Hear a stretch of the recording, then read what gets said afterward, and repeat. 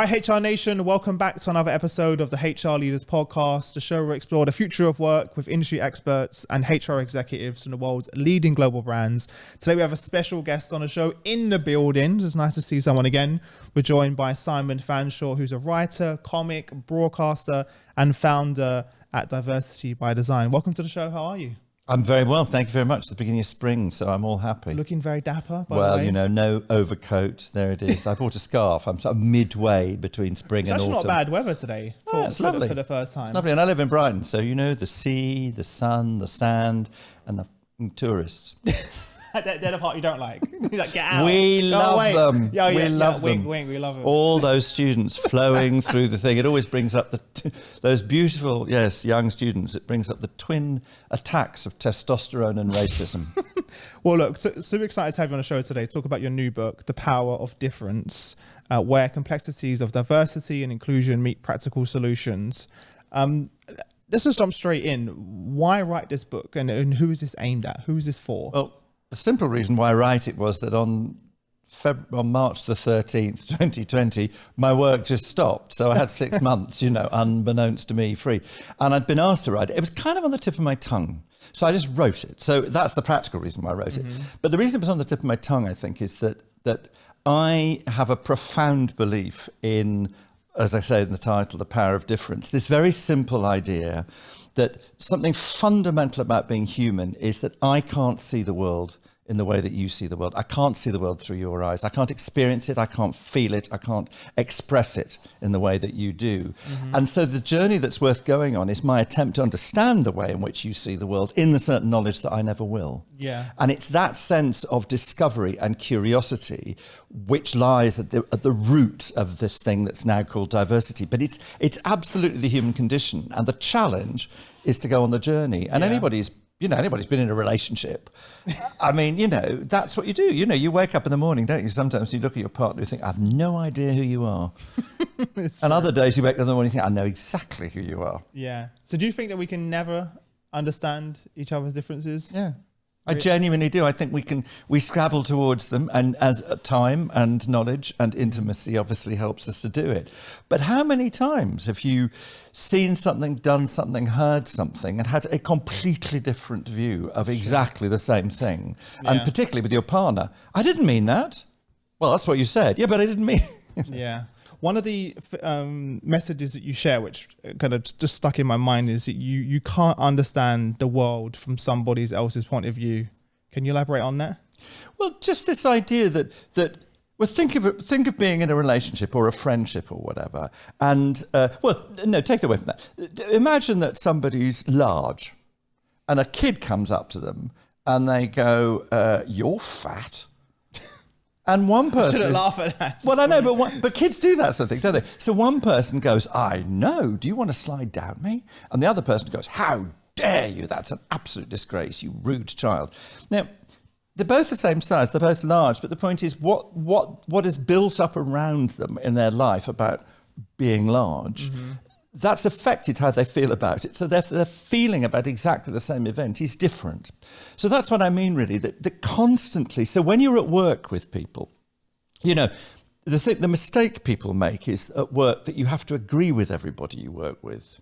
You don't. What you have to do is commit with the people you work with to a common objective, which is different from agreeing with each other. So you have to find the way to collaborate. And my proposition to you and in the book is that the way we collaborate is by understanding what we do differently. So if you and I said, let's start a business, well, it would be unproductive and we would run into trouble if all we did was think about what we agreed about. What we would agree about is a common objective, but then we have to work out what our relative contributions to that business are. Yeah, it's a really good point, because my co-founder Shane couldn't be the further opposite to me. And we're constantly in heated discussions, but that's actually where our magic happens. Well, that's right. Our best innovation comes from debate, disagreement, all the things that you don't learn about or people don't tell you about before you start a company. And that's what I think where we've done well, actually, is Absolutely. And what people are doing at the moment, unfortunately, I think, is that instead of thinking about how we have those disagreements, because that is important, you can make rules about that. You can say, we will agree never to swear at each other when we're having a business discussion. Fantastic. That's great. You can say to people, I'd rather you didn't use that kind of language or whatever.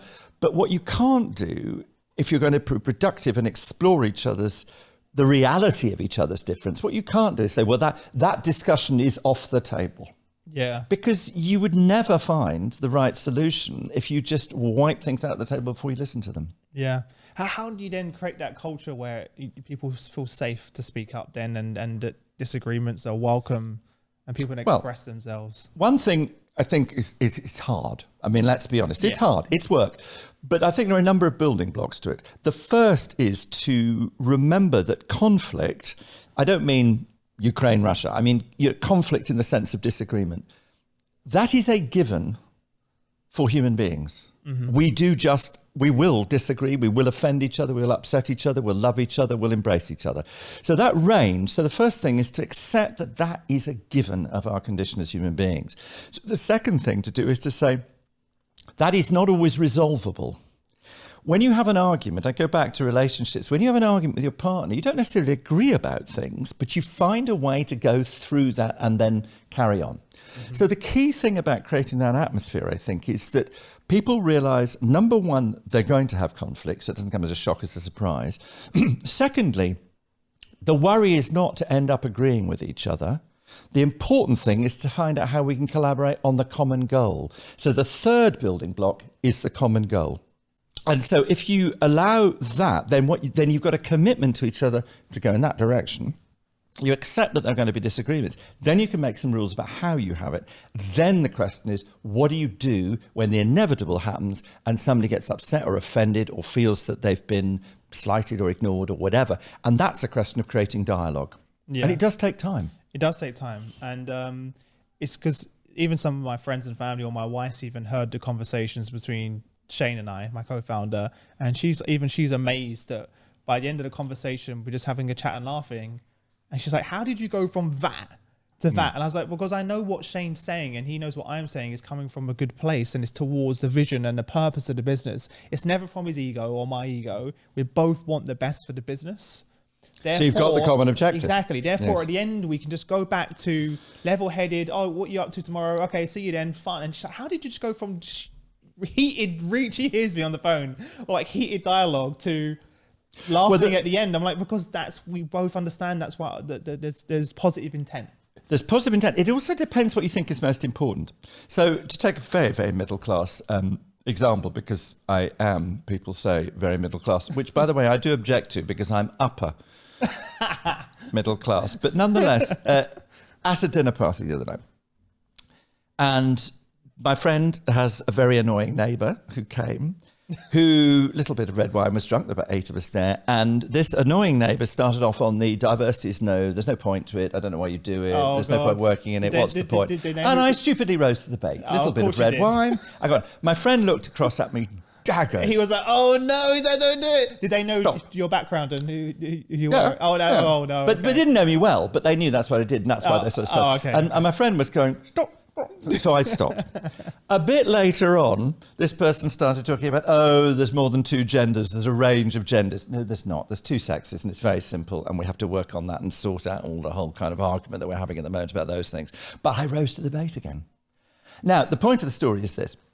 Not to show you how rude I am at dinner parties. The point of the story is to say that my host, whose name I'm not mentioning, but my host was extremely angry with me. Mm.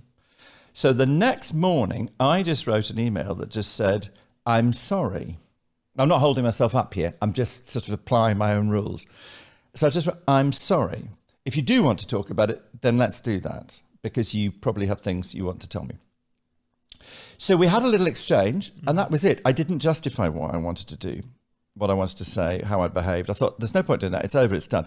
The point I realized during this discussion was, and then we met again, and then I started to justify it, and then she got annoyed again, and then I thought, hang on, so don't justify. What I realized was the most important thing was keeping my friendship with my friend. Whether or not I won the argument, whether or not I was right, and as it happens, she agrees with me on both the arguments. That's not the point. The point was what was important was to keep my friendship. So I think the whole thing about this thing at work is what is really important. Do you just want to win? Or do you want to maintain the relationship which enables you to go forward together in your differences towards the common goal? Yeah. What are the consequences of not doing that in an organizational context? Well, I think there are different sorts of conflicts like that. There are conflicts where people, say you're a black person in a white group and you feel that the white group is not understanding things, which you then maybe you say they're racist, or maybe you imply that it's something towards racism. That has to be sorted out, because if you then have to have a discussion, and people really do have to try and be honest and hear each other. I always have this thing where I say that people should listen to hear, not listen to respond. Because the first thing I have to do is if somebody says to me, I think that was racist or sexist or whatever, I have to hear why they think that. But I also want them to hear what I intended when I said it. Yeah. So that opens the dialogue.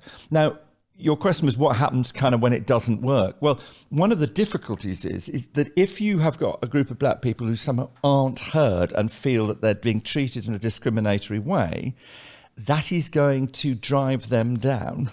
They are going to get depressed, suppressed, whatever. The difficulty with this is that you can't just take their subjective view. You do have to reach a collective solution. So there's two parts to that process. You have to hear each other, but then you have to decide what you're going to do about it jointly. Yeah. And you all have to commit to that. And if you won't commit to that, then you have to do things like you have to move people, you have to separate them, you have to find ways that they can actually work on some things together or whatever. But you can't really ask somebody, I think.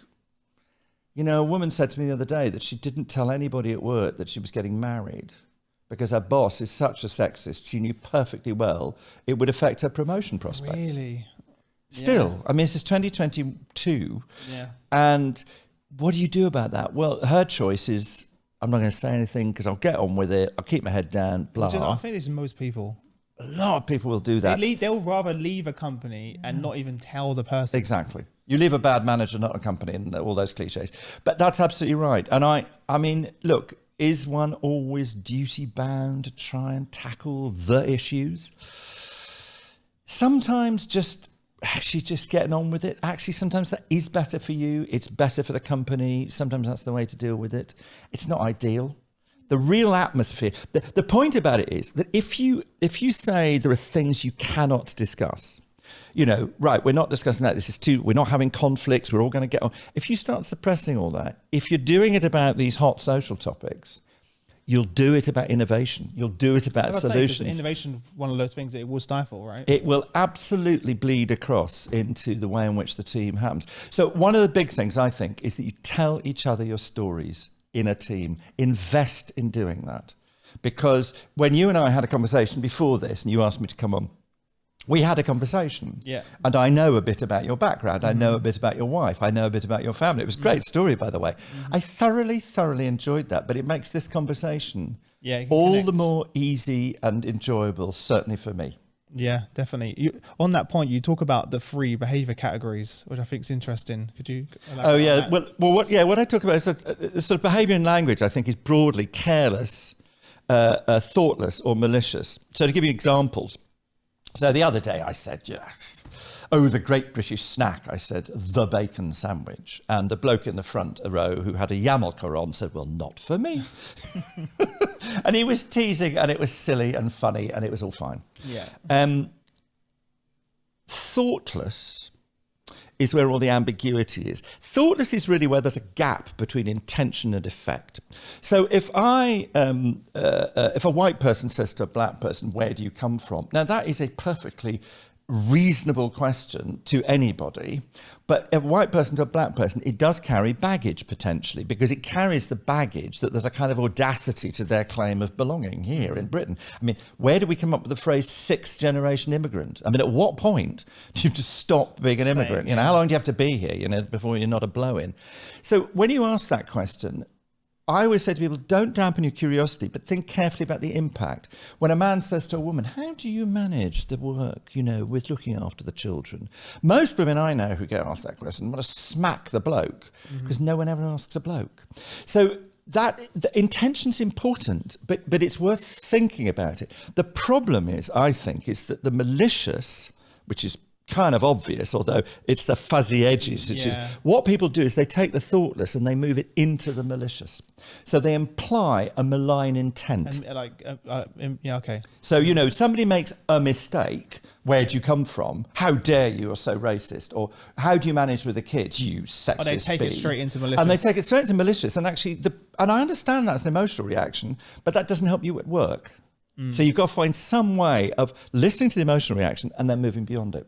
It's as a white male, that's sometimes even something I struggle with. It's like, where do I add my... You're the worst. You should do. I mean, I take one look at you, I think you homophobic, sexist, racist bastard. Yeah, where do I add my input? Does anyone care? Well, but I know... My wife called me out on it. She's black, right? And she called me out on it on a few times. During the George Floyd situation, she was like, oh, you create all this content, but you haven't addressed this.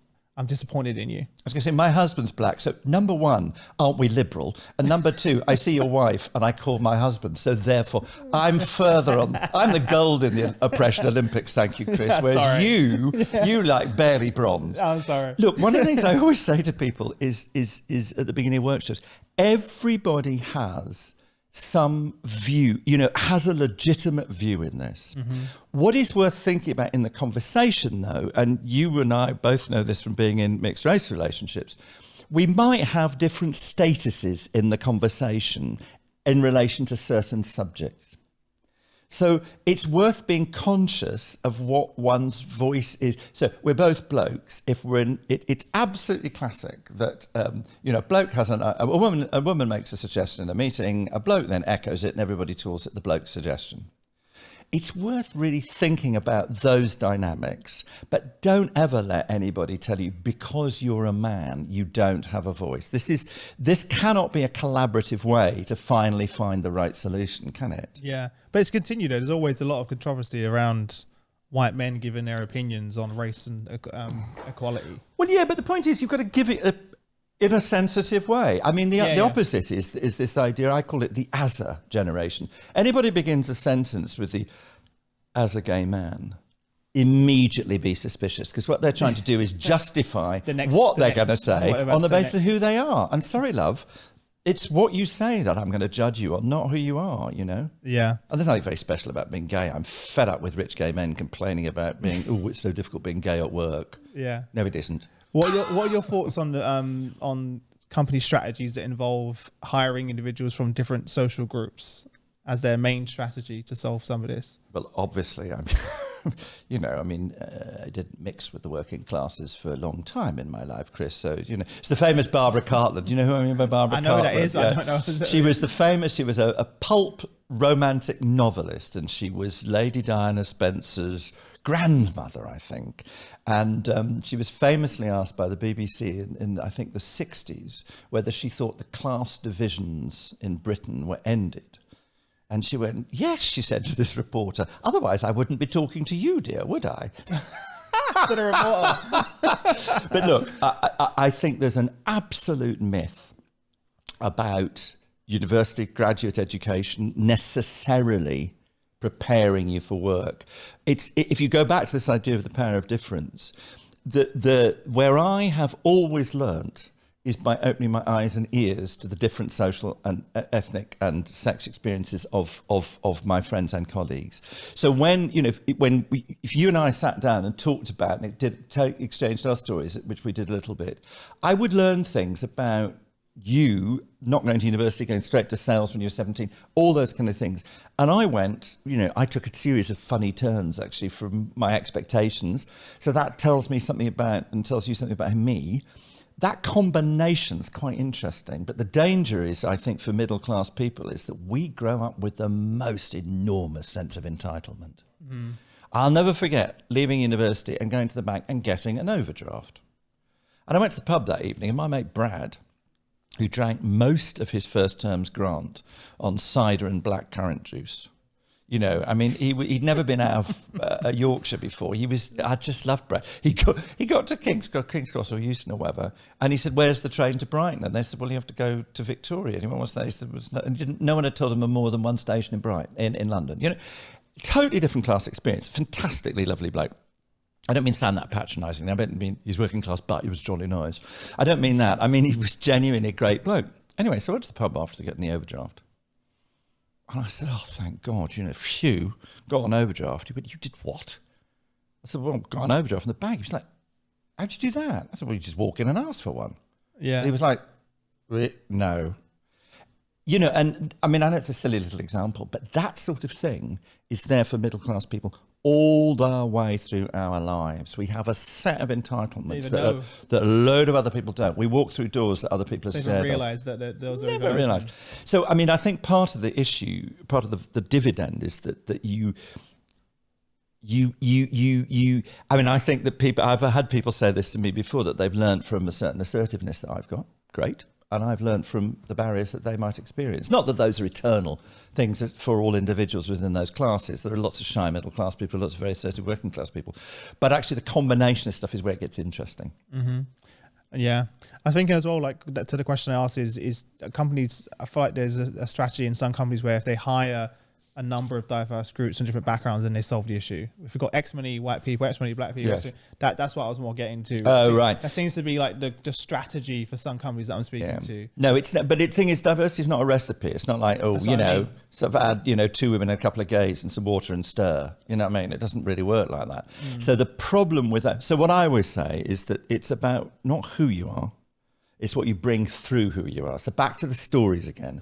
If I understand what you've brought through all those years of sales, from growing up as a single mother, with a single mother and so on, all that, if I understand that about you, I start to understand some of the motivations. And likewise, if you know about my background and my bad being in the military and my blah, blah, blah, blah, blah, and coming out and all that kind of stuff, being a comic, whatever.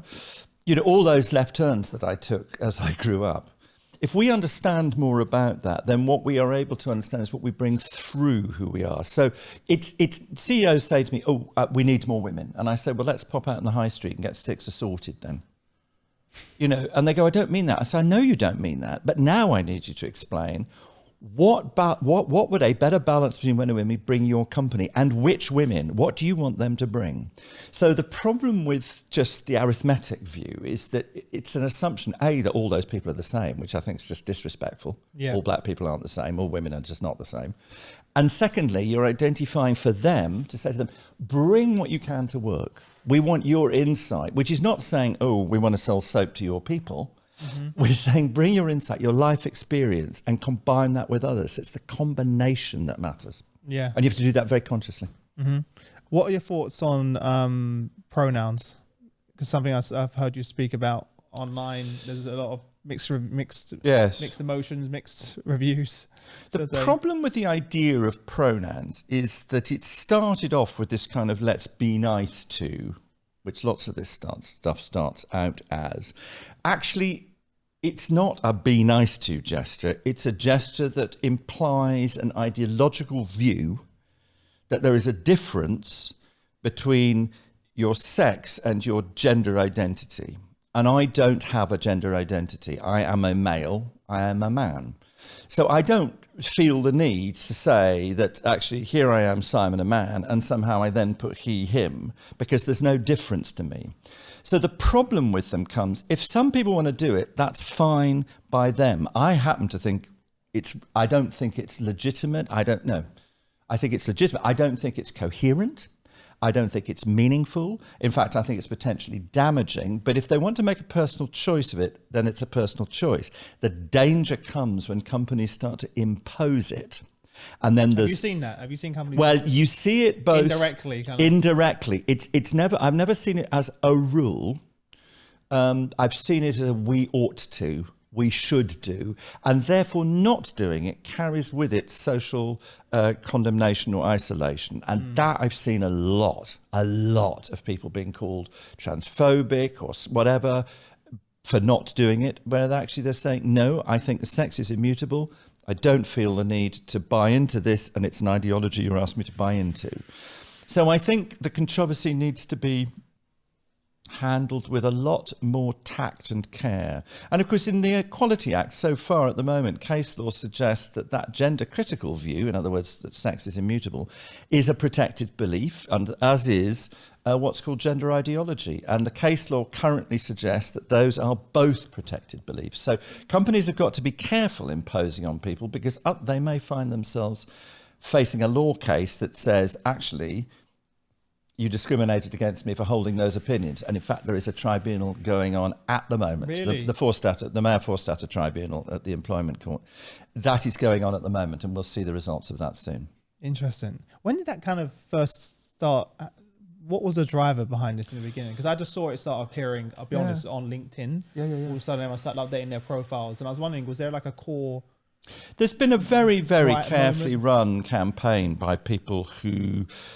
It comes out of American universities, really, this notion of gender ideology, postmodernism, this idea really that you can simply create your own identity. You are who you say you are. Mm-hmm. And it feeds into this idea of self-identification, it's now called, but self-realization. You know, there's a lot of therapy in there. There's a lot of notions of individual choice. We live in a world which is hugely narcissistic, where happiness apparently is an entirely individual thing these days. It's not about society. It's not about a company. It's all about my happiness. You know, everybody's doing yoga and Pilates, you know, even politics is doing yoga. It's all about how your well-being. And actually, well-being is really important, but actually only so that we can contribute to each other's happiness as much as our own. So it started in sort of the early 2000s, and it's gathered momentum, but it is a distinct ideology, but it's been sold as being an embracing, inclusive thing. It's not inclusive now. If you say we'll begin every meeting by stating our pronouns, you are absolutely dividing the room. Mm. And that's kind of the opposite of your book. Well, I'll tell you a story. There's a really lovely woman in the book, I quote, called Jackie Gavin. And she is a trans woman, and she was Scott before she was Jackie. And you need to know that for the story, because Jackie and I did a panel together, and I did my bit and she did her bit, and she told the story about Scott and her and so on. And then we talked to each other, because when we talk on panels, we always find something. Well, you said, you know, what about that? You know? Yeah. And so we did that for a bit, and then we threw it open. And about the third question, I think, was somebody who said, "Oh, I don't understand all this dead naming and misgendering and blah blah blah blah." And Jackie, who's Glaswegian and very funny, leant forward and said, "Well, the first thing, dear, is calm down. So just ask." And then she said this magic thing. She said, "I wouldn't be here if it wasn't for Scott's bravery. I carry him everywhere I go because he's part of me." And the audience, you could feel this. Oh, that's her story. That's the story that Jackie's telling. And it opened up the story for them. And you'll notice that all the way through, I have referred to Jackie as she. It would never occur to me not to refer to Jackie as she. But Jackie would also say that she's not a woman, she's a trans woman. Jackie doesn't think you can change sex. Oh, so she said, okay. All right. So I think there's something different between socially, where I would, in the way that I would anybody, I would treat them with the respect that, you know, they ask for. I think legally we're into different territory, because then there are all sorts of issues that arise legally. And then I think thirdly, in terms of policy, you can see it with sport at the moment. We're into all sorts of different territory. So my point is that real story, it really opens it up for people. So the difference between trans women and women, that's the really wonderful stories. And I don't know whether you know the Nigerian novelist Chimamanda Adichie, but she talks so beautifully, I think, about this, but she says the fundamental basis of our humanity is our ability to tell our different stories to each other, which I just love. Yeah. It's one of the reasons why I kind of always make sure that before every single podcast, I have a time to spend one-on-one like we did, just to get to know each other. There's no other reason for the call. No. And people always... We haven't been on a date, though, haven't we? No, we haven't been on a date yet. You know, yeah. I'll speak to your wife. You speak to my husband. It'd be an interesting date. It'd be a really good date, though. There'd be a lot to talk about on that date. It's interesting. There's so many... You're talking about relationships at work and at home, but even some of my friends are always like to my wife and I, like, "Oh, how have you been together for 14 years? Like, don't you drive each other crazy?" And they have really short relationships, and I'm like, they assume that whoever they get with, that everything they have to agree on. Sure. And all of our views should be aligned, and I'm like, it's impossible. If that's what you're going to base a relationship on, you're never. Well, also, don't you find anyone, and it's also boring as well. Like when you first go on a date, don't you do that thing? Oh, she or he, they love blue, and they love roses, and they love chocolates, and the reason you leave them is because they love blue and they won't stop going on about chocolates. Yeah, you know what I mean? Yeah. So the difference is, look, my husband's a Nigerian Muslim. Hello. I mean, you know, we have spent all our time, but I don't think that's an accident. I don't think I wrote the book because I married him. I think I married him because I believe the things I believe in. I know loads of differences. That. You said this to me in doing. Can you share some examples of because in our first call, if you don't mind? No, absolutely. Well, the thing I always say about this, which is so funny, is that so he's Nigerian, I'm British. So he's African, I'm European. So he's black and I'm white. And he's religious and I'm not religious at all. In fact, he's a Muslim and I'm definitely not a Muslim. And we are 26 years apart in age. And the funny thing about it is every time I tell people that set of facts, they always say the same thing, which is, how do you deal with the age gap? That's their first thing. And it's like, there's all these great big headlines, you know? Yeah. But it really is, look, you know, our headlines are very, in very high relief. But actually everybody's got those. That's my point, is that fundamentally everybody's got those. And so when we're at work, the deal is, as I say, to discover the differences and work out how to combine them and then head in that direction. So the point of the book is to say, number one, recognize that. Number two, make that the basis of your strategy. So when you don't have an equality and diversity strategy over here somewhere, that is your talent strategy. That is your innovation strategy. It's how you combine the differences to meet the new circumstances of the company that you're developing. I mean, I was talking to a big construction company yesterday, and you read there, they've got a really rather good sort of, I don't know what it's called, behaviour, something or other statement. It's really good. And you read it and you think, oh, they're at a big pivot. There's a moment. And then you read into it. And of course, you realise that it's an infrastructure company, massive changes. They're a global company. Their skills base is changing. So if you then think of diversity as being about who you need to combine to meet those new challenges, it becomes something that's got traction in the central thing of the story. And then you tackle those questions of inclusion. You say, well, actually, to do that, we really do have to include all voices, but then they are going to clash. So as I said before, we're then going to have to work out how to deal with the clashes when they happen. Yeah. And that's the logic, really. And then you have to recruit into teams in that way. I think there's so many leaders just don't have the skills, language, experience of how to have those conversations. Well, I certainly, thinking back to my days as a young manager or leader, I wouldn't even know where to start. No, I think it is difficult, but equally, I think it's very, very human. And one of the problems is that people have been told that diversity and inclusion is some kind of special subject. It's now got all this undergraduate language, you know, microaggressions, privilege, all these words. It scares people away. It scares people away, and also it stops it being human. I mean, if you walk down the street here, you know, where are we? Woolwich. Oh, smart. And if you walk down the street and say, what's a microaggression? I don't know how many people would know, but if you say, one of those really annoying comments that go on building up until you get really, really annoyed, people go, oh, I know what you mean.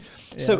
So there's, I think people would do well to sit back on their own lives and think, I don't need any special stuff to do this. Yeah. I don't need to know some technical hoo-ha. Actually, what I want to do is I want to know what people are bringing to work and how I can help build and develop that and how I can get people to talk to each other about that. Try that. So, you know, start off with that. Sometimes we overcomplicate. I remember when I first became a manager, I was just given the job because I was good at sales, and apparently that makes you a good manager, which is the opposite of that. And the first thing I did, which is only because my manager never did it with me, was just sit down with each team member and just be like, how are you? Yeah, hello. And just get to know them. Like, there was no strategy. It was just like, I'm Chris. What you're interested in, what your passion, hobby, etc. What's going on, and built a real kind of deep bond with a team to the point where one of the team members actually ended up coming to Christmas dinner with me and my family, because I realized that he had just moved here from Israel, had no family, was pretty lonely, and without having that conversation, he would have been alone at home at Christmas. So he came over for Christmas at my house, which is really funny. When my mum was like, all right, one of your employees is here.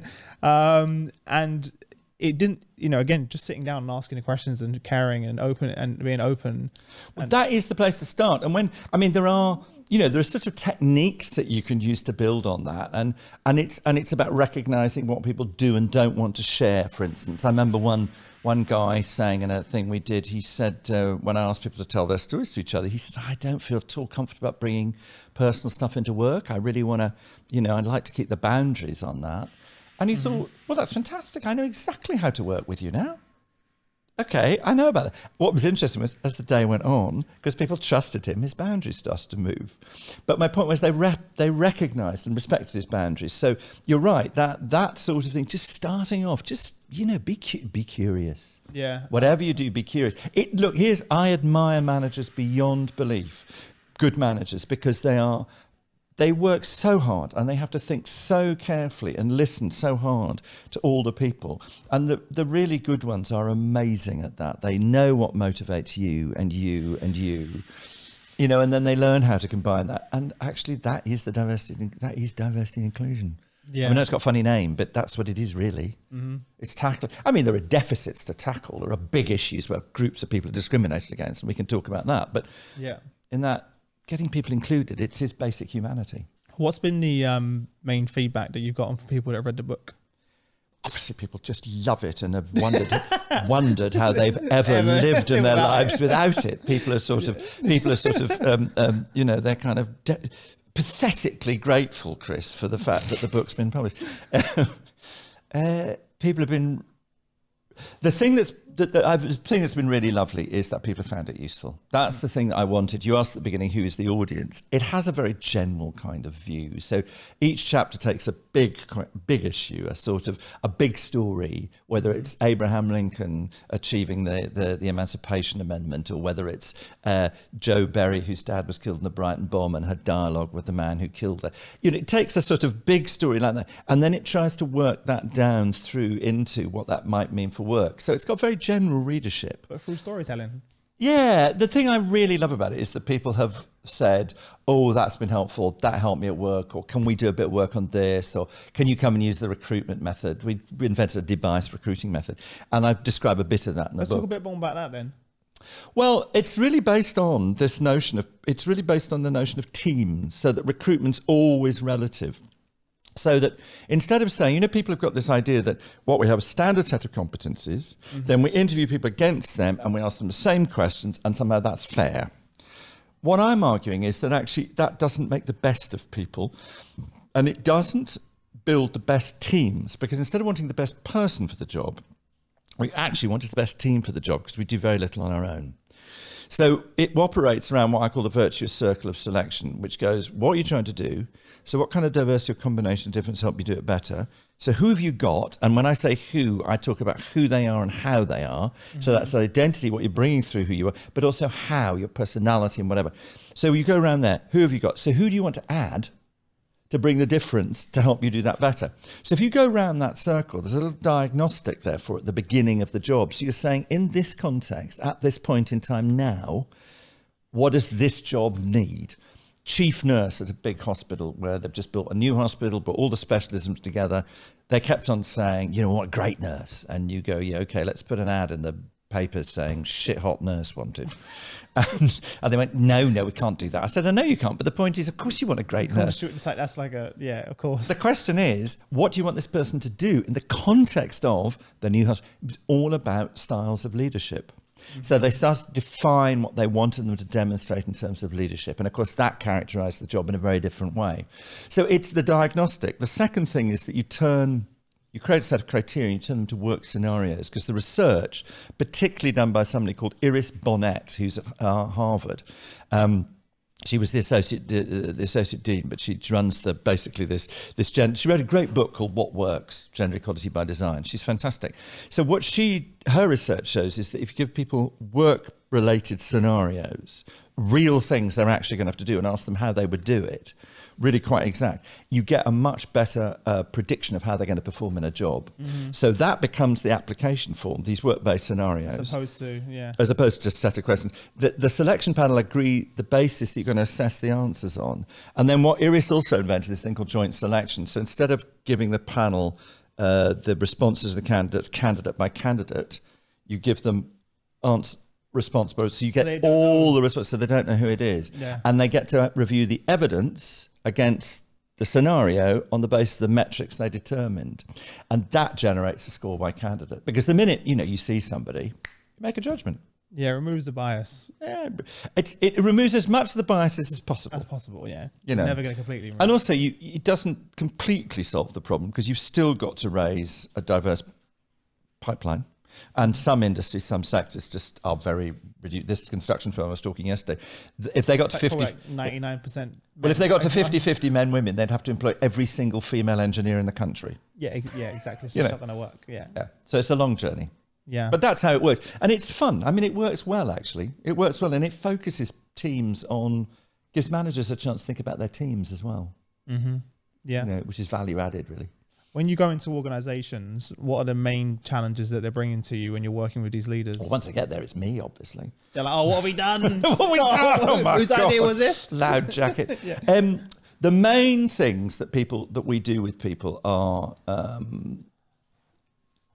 getting them to think about, providing a space where they can think about the relationship between this idea of diversity and the company strategy or the department strategy. So what I was saying before, moving it from a sort of thing over here into an approach to talent, innovation, and so on. So we create these things called diversity frameworks. Mm-hmm. And then that's a thing that flows up and down the organization and gets contributed by everybody. It's a way of engaging people. So we do a lot of that, and that becomes the framework for them then to judge the sort of policies they're making, whether it's hiring, promoting, or deploying, so in, up, and across. And then we do this recruitment method. So we recruit middle and senior managers with them. And then we're just in the process of automating that, and we're working with a couple of platforms to put it online. Nice, because then they can have the data and the insights. Well, then they can just, bung us £5, and then every time they use it, they bung us £6, and then, it works on that sort of model or whatever. They can just use as much as they like, and they can do it themselves. Yeah, because I still see many companies sort of just ticking the boxes, and sort of the talent's coming in and leaving just as fast. Yeah. Because they're coming into an environment where they're like, well, this is not what we sold out. So like we've got sort of the online brand message that they were sold. They go in and they're like, yes, it's not like that. No, absolutely. Like, there's disappointment. And the other thing is, if you hire people because they're black, I mean, the police do this. Oh, we need more black people. So they hire black people. And then, of course, they go in, and we've read some of the stuff that's been said recently, or women too. The kind of atmosphere they then experience inside the police, of course, makes it incredibly difficult for them. Or they then have, in response to that, some of them then take the turn and they just acclimatise to it. So they become part of that atmosphere rather than, so there's no dynamic of change there. But I'm always saying to the police, you should go out and hire the gang leaders. What? I said, well, they're obviously leaders, aren't they? Yeah. They obviously have got people to follow them. Some of the most entrepreneurial people actually. Exactly. Take out the violence and redirect them. And actually you've got some really I mean, it's a rhetorical point. You see what I'm saying? No, I get what you mean. Yeah. In other words, hire people for their qualities, not the colour of their skin. Mm-hmm. As Martin Luther King said, the content of their character, not the colour of their skin. Mm. And similarly, we want more women. Same thing. Yeah. Last question for you. What legacy do you want to leave behind? Blimey, I've never even thought of the legacy. All of the work that you've been doing over so many years now. Not that you're going anywhere, by the way. Like that you're retiring today. It's an announcement on the show. You still got a lot in you. Still got a lot of energy in you. But die. Look, what I would love people to do is just let's return this whole discussion to its fundamental human roots. There's a bunch of discrimination out there, and we need to unblock the blocks to people's talent. There are groups of people. I sometimes do this. I say to people, turn to the person next door to you in a conference, I say, and look them straight in the eye and say, this is as far as you are going in your career. And the mass outbreak of laughter, embarrassed laughter because people can't do it. Because of course they can't. That's what we're doing to groups of people. Mm. So one, I would like us to really focus on properly unblocking people's talent so they're not judged as the group, they're judged in terms of their individual talent. That would be one thing. And the second thing is, could we all just think and return this stuff to its human roots? Stop pointing the finger at each other and standing opposite corners of the room and going bigot. but actually engaging with each other's difference and using that. And if I encourage people to do that, that would be a lovely thing to do. Apart from that, if anybody wants to give me free first-class travel for me and my partner on all modes of transport for the rest of my life, that could be a nice legacy. That would be all right. That would be good. Well, look, listen, I appreciate you coming on the show. It means a lot. And where can people grab the book? And reach you personally? They reach me on diversitybydesign.co.uk or Simon at diversitybydesign.co.uk. The book is available on Kogan Page, who are the publishers. It's available on Amazon, Waterston's, W.H. Smith. It's W.H. Smith Airport Business Book of the Month or something at the moment. Nice. Very, very exciting. So I wanted a 3-dimensional cover. You know, they always have that thing, so like you always feel, like the covers in Braille. You know, you kind of feel your way through to business. So it's available all over the shop. Amazing. The Power of Difference. Amazing. Well, thanks for coming on. Thanks, Chris.